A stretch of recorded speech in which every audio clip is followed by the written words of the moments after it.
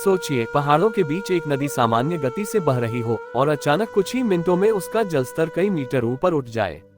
पानी के साथ बर्फ, चट्टानें और हजारों टन मलबा इतनी तेजी से नीचे आए कि गांव, पुल और हाइड्रो पावर प्रोजेक्ट्स तक इसकी चपेट में आ जाएं।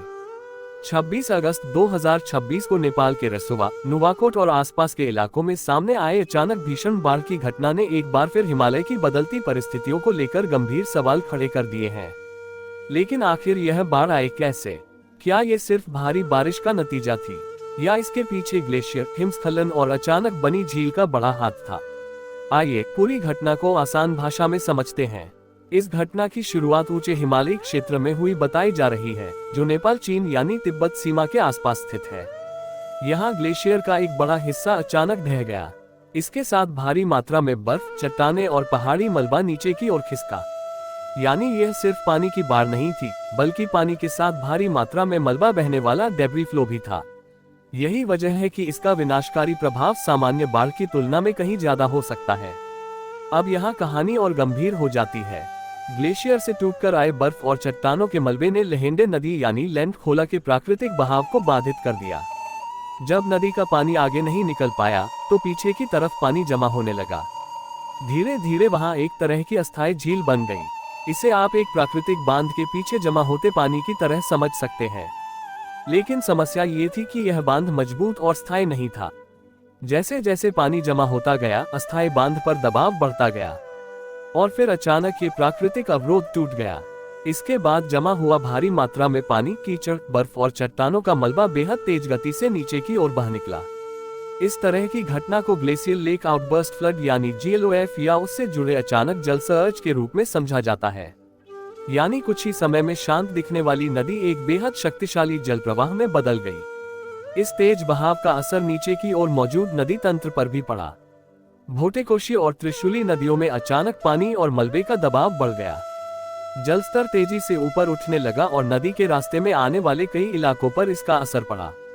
गांवों, सड़कों, पुलों और हाइड्रो पावर से जुड़ी संरचनाओं के लिए ऐसी अचानक आने वाली बाढ़ बेहद खतरनाक होती है, क्योंकि सामान्य बाढ़ में लोगों को पानी बढ़ने का कुछ समय मिल सकता है, लेकिन फ्लैश फ्लड और डेब्री फ्लो में कई बार चेतावनी और प्रतिक्रिया के लिए बहुत कम समय मिलता है।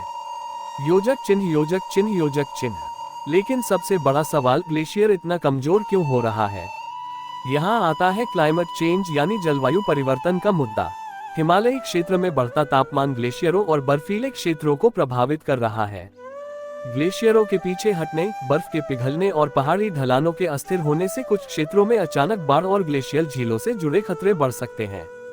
इसका मतलब यह नहीं है कि हर फ्लैश फ्लड का एकमात्र कारण क्लाइमेट चेंज ही है, लेकिन वैज्ञानिकों और पर्यावरण विशेषज्ञों के लिए यह एक महत्वपूर्ण दीर्घकालिक चिंता है कि गर्म होता हिमालय भविष्य में ऐसी घटनाओं के जोखिम को किस तरह प्रभावित करेगा। योजक चिन्ह, योजक चिन्ह, योजक चिन्ह। असली खतरा क्या है? नेपाल जैसी पहाड़ी जगहों पर नदियां सिर्फ पानी का रास्ता नहीं है। इन्हीं नदी घाटियों के आसपास गांव, सड़कें, पुल और जलविद्युत परियोजनाएं विकसित हुई हैं। इसलिए जब अचानक ऊपर के पहाड़ों से पानी और मलबे का विशाल प्रवाह नीचे आता है, तो उसका असर एक छोटे से क्षेत्र तक सीमित नहीं रहता। एक घटना ऊपर पहाड़ों में शुरू होती है, लेकिन कुछ ही समय में उसका प्रभाव कई किलोमीटर नीचे तक दिखाई दे सकता है। 26 अगस्त 2026 की यह घटना हमें एक महत्वपूर्ण बात समझाती है। हिमालय सिर्फ बर्फ से ढके पहाड़ों का नाम नहीं है, यह एक बेहद संवेदनशील और लगातार बदलती हुई प्राकृतिक व्यवस्था है। ग्लेशियर का टूटना, हिमस्खलन, नदी का रास्ता बंद होना, अस्थायी झील बनना और फिर उसका अचानक टूटना, इन सभी घटनाओं का संयोजन कुछ ही मिनटों में विनाशकारी बाढ़ का रूप ले सकता है। और बदलती जलवायु इस पूरे जोखिम को और गंभीर बना सकती है। इसलिए हिमालयी क्षेत्रों में अर्ली वार्निंग सिस्टम, ग्लेशियर और झीलों की निगरानी तथा आपदा प्रबंधन की तैयारी बेहद महत्वपूर्ण हो जाती है, क्योंकि पहाड़ों में खतरा हमेशा दिखाई देकर नहीं आता।